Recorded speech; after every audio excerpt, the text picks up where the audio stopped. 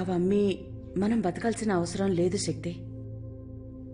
ఎటువంటి కష్టం వచ్చినా నా వేలు కూడా దాని మీద పడదు.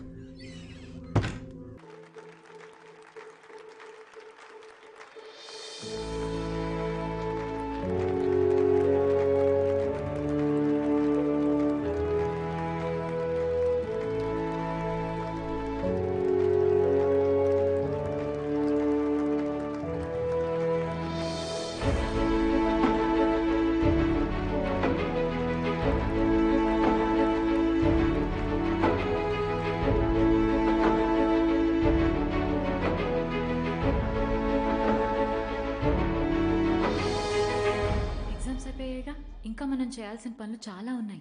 ఇప్పుడు మనం క్వీన్ విక్టోరియా కాలేజ్లో జాయిన్ అవ్వాలి. నేనెంత ప్రయత్నించినా నాకు అవకాశం రాదు శక్తి. ఎందుకంత నిరాశ దృక్పథంతో? ఎందుకంటే అదే నిజం కనుక. పింకీ, నువ్వైనా చెప్పే మనం విక్టోరియా కాలేజ్లో జాయిన్ అవుదామని.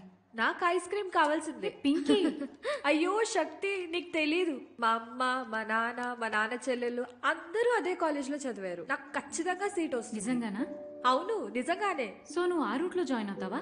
నిజం చెప్పాలంటే మనం ఏ కాలేజ్లో జాయిన్ అయినా మనం ముగ్గురం కలిసి ఉంటే చాలు. శక్తి, నువ్వేం దిగులు పడకు. ఒక 2 నిమిషాలు సంతోషంగా ఉందాం. 2 నిమిషాలు. దాని తర్వాత మనకి తెప్పలు ఎలాగో తప్పవు. ప్రస్తుతానికి వదిలే. ఏదైతేనే మొత్తానికి మన ఎగ్జామ్స్ అయిపోయాయి.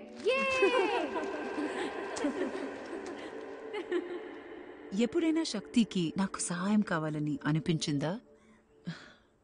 ఖచ్చితంగా అనిపించింది. అందరిలాగే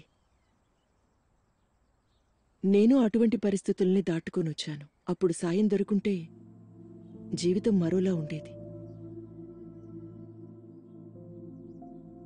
ఎప్పుడైనా సహాయం కావాలని అడిగిరా శక్తి?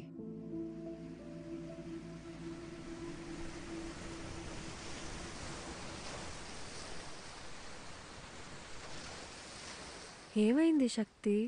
నేను అమ్మతో పాటు బీచ్కి వెళ్ళాను. నన్ను కాలేజ్లో చదివించే స్తోమత లేదని అమ్మ చెప్పింది.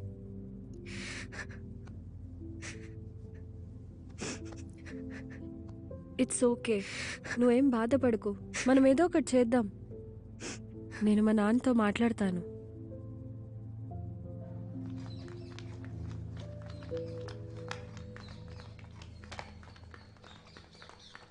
ఎంతసేపు అయిందో రమ్మని చెప్పి. తప్పకోండి. చూడెలా తోసుకుని వెళ్ళిపోతుందో. అమ్మా, పింకీ వాళ్ళ నాన్న నా కాలేజ్ ఫీజు కడతానన్నారు. ఆల్రెడీ చాలామందికి ఫీజు కడుతున్నారటమ్మా. అమ్మా, వాళ్ళు ఫీజు కడతారమ్మా. నా చదువు పూర్తయ్యాక ఉద్యోగం చేసి తిరిగిచ్చేస్తానమ్మా. దేవుడో, పింకీ పింకీ పింకీ, నీకెన్నిసార్లు చెప్పినా ఆ గుమ్మంలోకి ఎందుకు వెళ్ళి అడుక్కుంటున్నావో నాకు అర్థం కావట్లేదు. ఏంటమ్మా, నువ్వు ఫీజు కట్టినట్టున్నావు, కడతానన్న వాళ్ళని వద్దంటున్నావు. నీకు అర్థమయ్యేలా ఎలా చెప్పాలి? ఇది చూపిస్తే గాని నువ్వు నమ్మవు. చూడు, అన్నీ ఖాళీ. తుడిచిపెట్టుకుపోయి అన్నీ ఖాళీ అయ్యాయి. ఇది బంగారం కాదు, తెలుసా నీకు?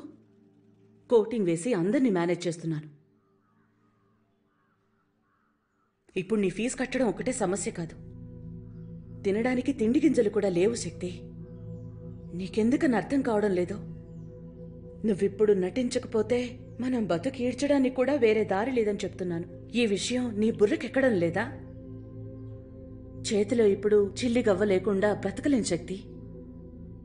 ఇలాంటి రోజు ఒకటి వస్తుంది అని కల్లో కూడా అనుకోలేదు. అమ్మమ్మ నగలన్నీ అమ్మేశావా? తాతగారి పెన్షన్ కూడా ఆగిపోయి చాలా కాలం అయింది. ఏం చేయాలో తోచట్లేదు.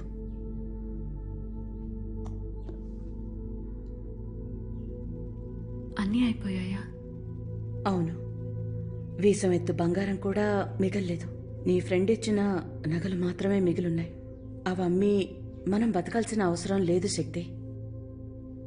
ఎటువంటి కష్టం వచ్చినా నా వేలు కూడా దాని మీద పడదు. అమ్మా, వాళ్ళంటే నీకెందుకంత కోపం? నీకెందుకు వాళ్ళంటే అంత ప్రేమ శక్తి? ఎందుకంటే వాళ్ళు నన్ను అభిమానంగా చూసుకుంటున్నారు. ఎంగిలి మెతుకులు విసిరేసి కుక్కని కూడా మనం అభిమానంగానే చూసుకుంటాం శక్తి.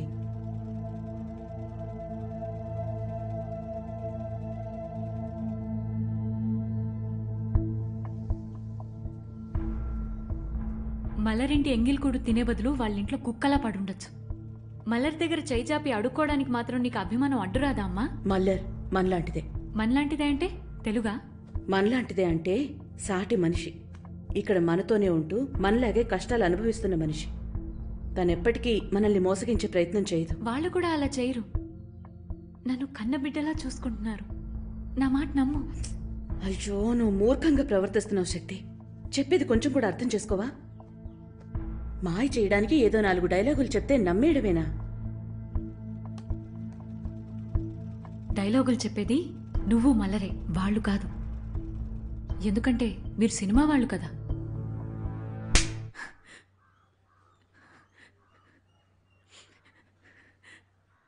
ఇన్నాళ్ళు పెంచింది ఇలా కొట్టడానికేనా? నువ్వు నాకు అసలు అమ్మవేనా? నేను నీ కూతురుగా పుట్టుండకూడదు, ఆ ఇంట్లో పుట్టుండాల్సింది.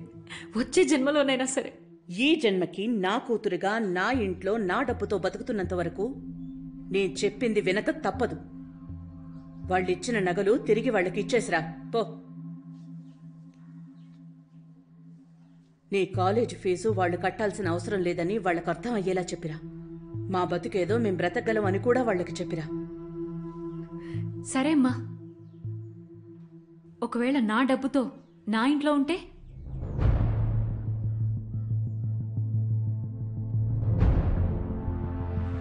శక్తి, ఏమైంది?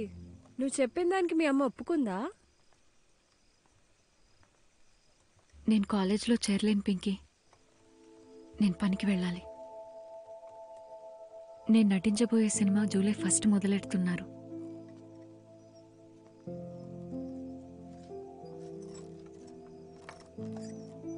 నువ్వు కాలేజ్కి వెళ్ళు పింకీ. బాగా చదువుకోవాలి.